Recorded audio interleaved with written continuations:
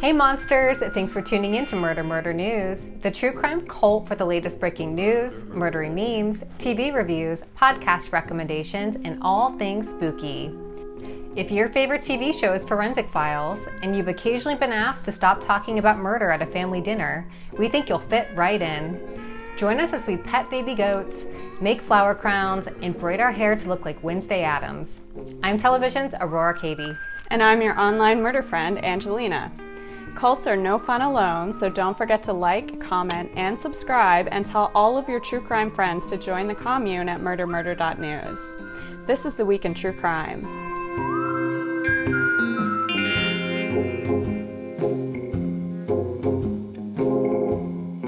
Murder News.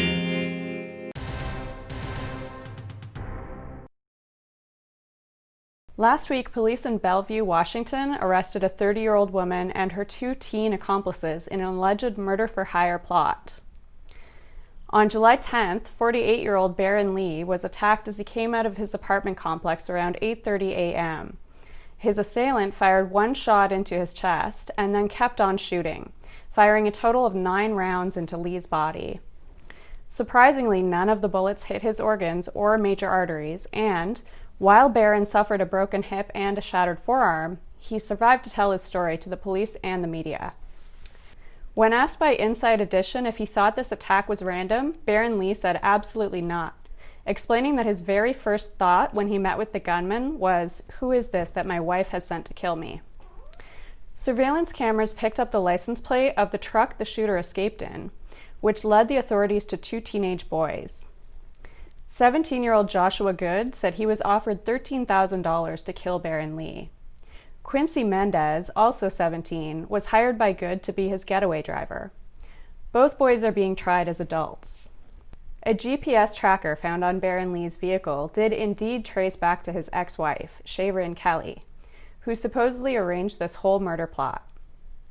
The couple has been in an aggressive 5-year-long custody battle over their 6-year-old son.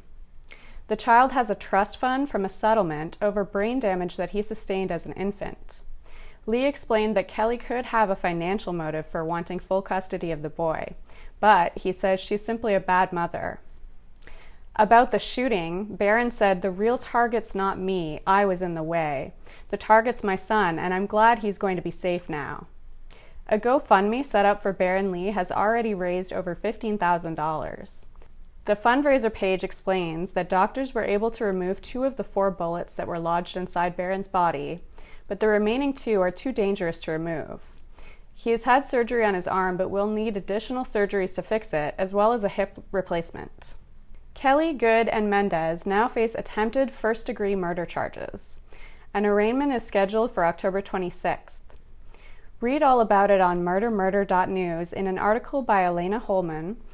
We'll paste the link below. Share your thoughts about this story in the comments and discuss it with fellow Munsters. This week, there was a big break in a cold case dating all the way back to 1984. On December 20th, 12-year-old Jonelle Matthews was reported missing from her home in Greeley, Colorado. The night of the 20th, Jonelle performed in a holiday concert with her middle school choir. Her family was not able to attend the concert because her adopted father, who was the principal of an elementary school, went to see her sister play a basketball game at about the same time, and her adopted mother was out of town taking care of her sick father. So Jonelle went to the concert alone and got a ride home with her friend, Deanne Ross, and her father around 8:15 p.m. The last time anyone heard from Jonelle was at 8:30 p.m. when someone called the house for her father, and she took a message for him. Her father and sister returned home from the basketball game at 9:30, but Jonelle was already missing. The garage door to the home was left open, and her shoes and shawl she had been wearing were sitting next to the heater in the living room where she often sat. Her father immediately knew something was wrong. It wasn't like Jonelle to change her plans without calling or leaving a note. After calling their pastor and friends that might know where she was, her dad called the police by 10:15. Footprints were discovered in the fresh snow, and police could tell someone had been peeping in the windows where she was sitting in the living room, but there was no sign of forced entry. In the weeks following her disappearance, Jonelle's birth mother, Terry Vieta Martinez, was the main suspect, and police placed her under surveillance. Jonelle's case went cold for years, and then, on July 25, 2019, there was a big break in her case. Workers digging an oil pipeline found Jonelle's remains in a shallow grave with tattered fabric from her Christmas outfit she had been wearing to the concert: a red blouse, a dark blue sweater vest, and skirt. The field was 18 miles from her home, where she'd been kidnapped in Greeley. And just this week, there's been an arrest in Jonelle's disappearance. 69-year-old Stephen Pankey, a former Idaho gubernatorial candidate, has been indicted in her kidnapping and murder. According to court documents, Pankey lived about 2 miles from Jonelle's home and about 10 miles north of where her body was found. Documents also state that Pankey was in contact with authorities following Jonelle's disappearance and intentionally inserted himself in the investigation many times over the years, claiming to have knowledge of the crime, which grew inconsistent and incriminating over time. We want to hear your thoughts on Jonelle's case in the comments below, and keep an eye on MurderMurder.news as we continue to follow the trial. This week, we're watching The Haunting of Bly Manor on Netflix. If you liked The Haunting of Hill House, or if you like a good ghost story in general, then we have planned your weekend for you. The story follows an American au pair who is hired to care for 2 wealthy orphans at their manor in the English countryside. The show is filled with mysteries, as there are several unexplained deaths at the manor, and the kids definitely seem to see dead people. Have you watched yet? We want to hear what you thought, and definitely chat with you about the show in the comments, because we loved it. We are so excited to have Ariel Cooksey with us from this week's favorite podcast, Malice. Ariel delves into psychology, sociology, environments, family dysfunction, neurobiology, and extenuating circumstances that create violent offenders. Thank you so much for joining me today, Ariel. How are you doing? I'm great. Thank you so much for having me, Aurora. I've been a fan for quite a while. I have been such a fan of yours too. And we were just kind of talking a little bit before this that one of the things I really love about your show is that you focus on the why of a case. For anybody that hasn't listened before, Ariel has a really interesting narration style where she doesn't reveal the name of the person she's talking about, like at the beginning of the story, and kind of reveals more about them as you go into your story that you're telling, which is this really cool thing where, as a true crime enthusiast, you probably are like, wait, is this Charlie Manson? Is it this person? And you start to kind of get clues and guess who it is, which is so much fun. And I just love how you do that. It's so creative. Thank you so much. It's a lot of fun to write. So yeah, I'll bet. The writing is wonderful. And with that angle that you tell these stories in, what inspired you to start a podcast, and what made you want to go about it in this way? Okay, that's an interesting question. So for a long time, I was in graduate school. I did master's in sociology, and then my doctoral work is in social psychology. I had an emphasis in identity development and maintenance, and a specialty in deviant behavior and social control. So I was bitten by the true crime bug very young. Wow. I loved books when I was a kid, and whenever we would go on vacation, my mom would always take us to a bookstore and we could pick out a couple books to go with us. So I was in 4th grade, I was 9 years old, and I found these books called You Be the Judge, You Be the Jury. And just the coolest idea for a book, by the way, for kids. Right. So Very cool. I picked out 2. One was The Trial of Alger Hiss, who was basically a double agent who was convicted of treason in the United States. And the other was The Trial of Lizzie Borden. And so, again, I reiterate, these are books for children. I opened... That's amazing. So sometimes when you have these books, you get past like the title page, the copyright, all that stuff, and then they'll just have like a picture. And the one in this book was Andrew Borden dead on the sofa with blood splattered everywhere in his face. Right. Like, yeah. So I'm 9 and I look at this picture and I have that real like murderino type response where it's like, oh my God, this is terrible. Tell me everything. I just Yes. kept going. So anyway, when I left academia, I really didn't care for it. Okay. It was just really cutthroat. It's not my style at all. I'm a big collaborate, get together, work together kind of person. So I got out of that field and I got into listening to podcasts. I was really late to the game. And I just fell in love. I used to just turn on a documentary and just have it going in the background while I was walking around my house cleaning or working on stuff. And then it was like, oh, wait, I can actually take this room to room with me. Like it's the same, you know? But through all the true crime shows that I would listen to, I found that there was something lacking there for me in, you know, they might say like, XYZ led to this crime, but they didn't really dig in the way that I wanted to hear. And it finally dawned on me. I was like, well, if I can't find the podcast that I'd want to listen to, I guess I'm going to make it.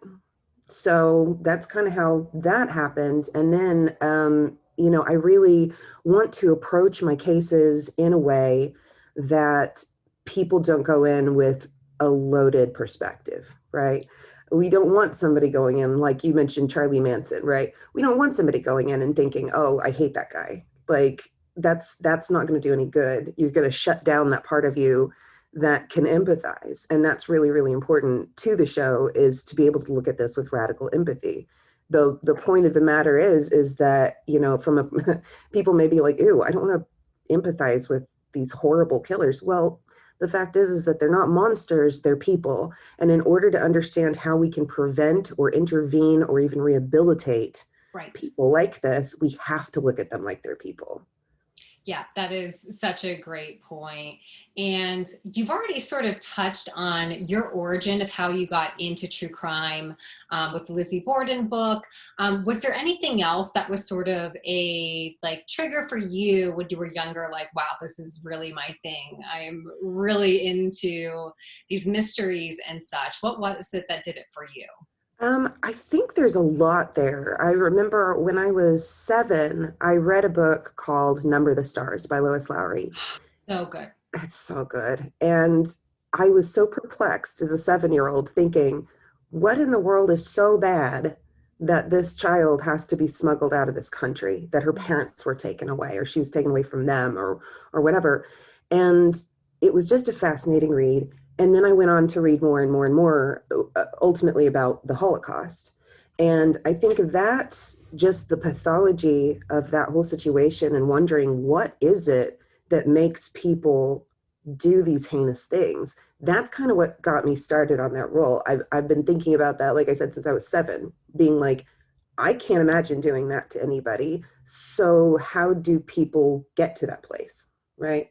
So I think that's kind of what started. And of course, you know, we had things like X-Files and Forensics Files and Unsolved Mysteries and all of those good things that kind of kept those juices flowing for me as well. So I think by the time I realized I was a true crime fanatic, I was already a true crime fanatic. Right. I just was like, oh, look at that.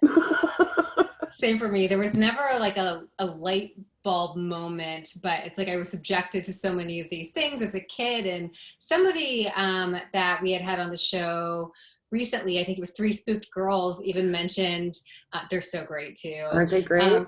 I just love the true crime podcast community. Y'all are wonderful. But they had even mentioned that a lot of the stuff on Nickelodeon, even like Are You Afraid of the Dark and such, like it was all just like amping us up for it. Oh yeah. Oh yeah. If there was a mystery, if it was spooky, if it was creepy, I was all over it. Yeah. Absolutely. Yeah. Well, you've had some really amazing emotional episodes.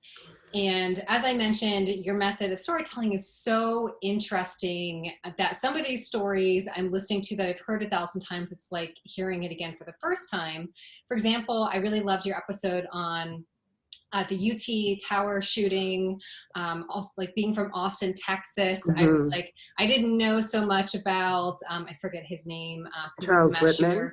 Right. Like Mm-hmm. I didn't know that much about him. Like I knew bits and pieces about the victims. So it was really interesting hearing it from your perspective. I also really loved the episode you had on the kidnapping of Colleen Stan. And out of all of the cases that you've researched, which one has been your favorite to research, or like the most interesting for you to research? That is a great question. I've got so many at this point. I think one of my favorites really was the UT Tower shooter, Charles Whitman. And I'm typically not all that interested in mass shooters, spree killer type situations. Right. They're very often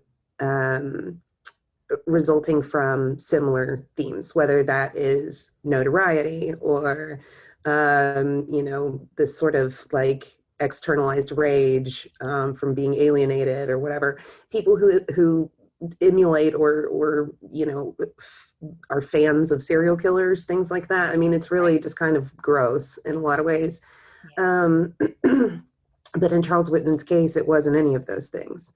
And I found that to be very, very compelling. And I knew, obviously when I choose these people, I know about their cases.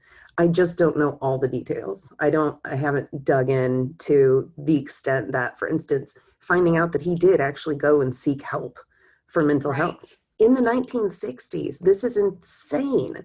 This poor guy. With his military background too, I feel like that is especially rare. Exactly. I mean, we're talking about a time when men were supposed to be men, right? Right. And it's still difficult even today. And he had the wherewithal to seek out help, and they didn't help him. Right. It was just mind-boggling to me. And so that one I felt was really important because, ultimately he made choices that were not good choices. Nobody won in this scenario, Right. However, there are certain killers and violent offenders that I have more empathy for, more compassion for, I guess would be the better word, than others. Another that I covered in my very first season was Eileen Wuornos. I have a lot of compassion for her too. And the reason for that is that, everybody always talks about how, she was this greed killer. And it's like, well, she needed the money to survive regardless. But when you think about the fact that she went through such pathological sexual abuse as a child, right, and then was kicked out when she was 15 after she had given birth to a child that was then taken from her without any input, kicked out to live in Michigan in the woods year round. I can't, all she had was sex work to survive. And yet by the time that she killed Richard Mallory, her first victim, she had performed thousands of sex acts without incident. So what was it about that one particular man that made this happen? Right. And to me, I look at it and I just go, this shows all the hallmarks of PTSD. She claimed that he raped her, and that conviction was the only one she appealed.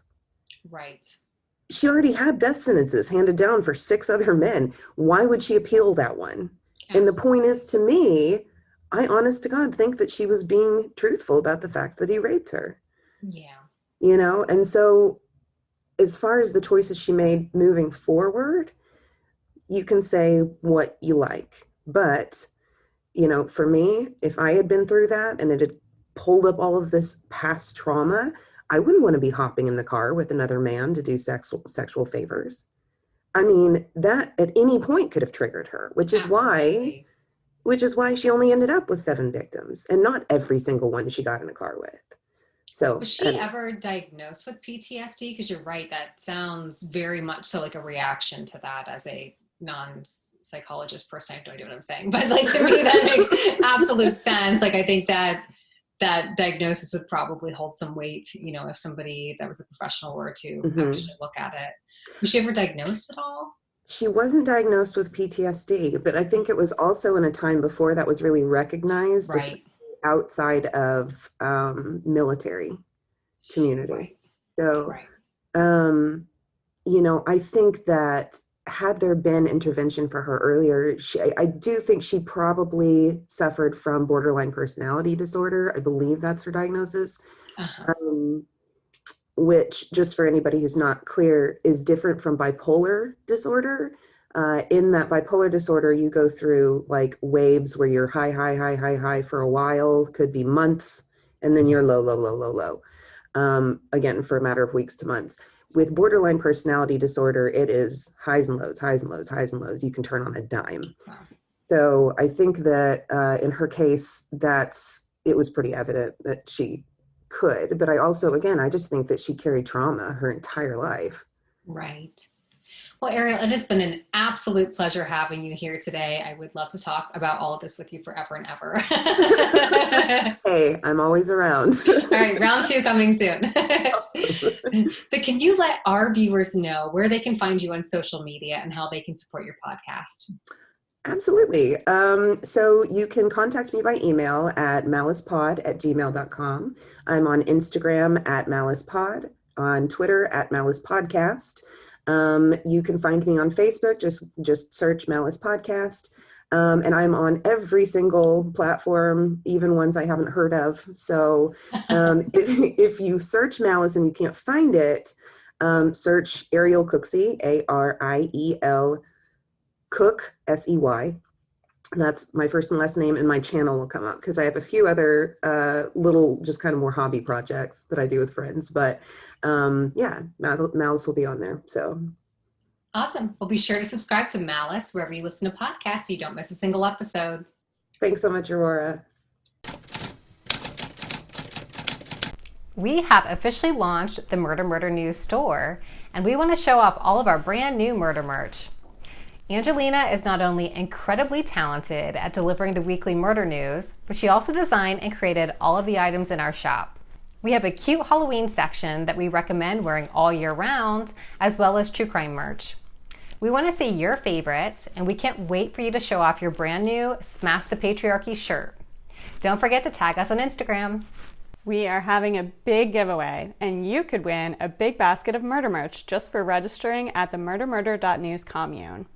The prize basket includes our MurderMurder News tote bag and t-shirt, a Stay Spooky shirt in any size you like from Stay Lucky Boutique, a killer necklace from Forensic Miles, this Son of a Witch zip pouch from DK Shop, a Good Wine and True Crime sticker from Lacey Olson, and this Talk Murder to Me mug from Mug Matters Studio. All of this awesome murder merch is worth over $150 with no purchase necessary.